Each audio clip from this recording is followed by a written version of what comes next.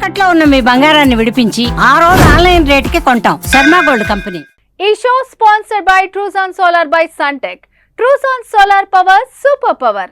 మీ power bill zero కావాలనుకుంటున్నారా? అయితే ట్రూజాన్ సోలార్ పవర్ ఇన్స్టాల్ చేసుకోండి.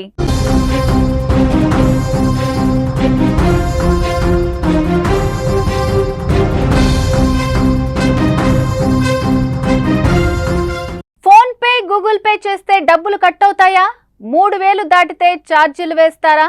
నిన్నటి నుంచే ఇదే ప్రచారం జోరుగా సాగగా కేంద్రం క్లారిటీ ఇచ్చింది.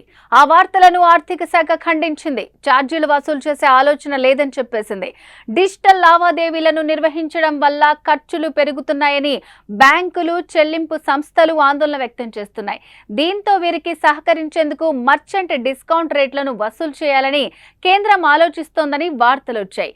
యూపీఐ ద్వారా 3000 రూపాయల పైచిలుకు చెల్లింపులు జరిగితే ఎండిఆర్ ఛార్జీలను వసూలు చేస్తారని ఆ వార్తలు వచ్చాయి. 2020 జనవరి నుంచి అమల్లో ఉన్న జీరో ఎండిఆర్ విధానం కారణంగా యూపీఐ లావాదేవీలపై వ్యాపారుల నుంచి ఎలాంటి ఛార్జీలు వసూలు చేయట్లేదు. అయితే ఇప్పుడు లావాదేవీ విలువ ఆధారంగా ఎండిఆర్ విధించేందుకు చర్చలు జరుగుతున్నట్టు ప్రచారం జరిగింది. చిన్న మొత్తాల యూపీఐ లావాదేవీలపై ఎండిఆర్ ఛార్జీల మినహాయింపు కొనసాగిస్తూ పెద్ద వ్యాపారులపై 0.3% ఎండిఆర్ విధించాలని పేమెంట్స్ కౌన్సిల్ ఆఫ్ ఇండియా ప్రతిపాదించిందని, ఈ మేరకు బ్యాంకులు, ఫిన్టెక్ సంస్థలు, ఎన్పిసిఐ వంటి వాటాదారులతో కేంద్రం సంప్రదింపులు జరుపుతోందని, ఈ సంప్రదింపుల అనంతరం 1 లేదా 2 నెలల్లో యూపీఐ లావాదేవీలపై రుసుము విధించే విషయంపై తుది నిర్ణయం తీసుకునే అవకాశం ఉందంటూ వార్తలు రాగా వాటిని కేంద్రం తోసిపుచ్చింది.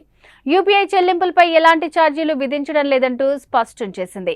యూపీఐ లావాదేవీలపై ఎండిఆర్ వసూలు చేయాలనే ఉద్దేశం గానీ, ఆలోచన గానీ లేవని కేంద్ర ఆర్థిక శాఖ పేర్కొంది. ఆ వార్తలు పూర్తిగా ఊహాజనితమని కొట్టిపారేసింది.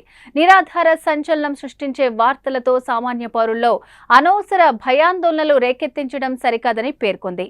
యూపీఐ ద్వారా చెల్లింపులను ప్రోత్సహించడానికే ప్రభుత్వం పూర్తిగా కట్టుబడి ఉందని, ఆ విషయంలో ఎలాంటి ఆందోళనలు అవసరం లేదని భరోసా ఇచ్చింది.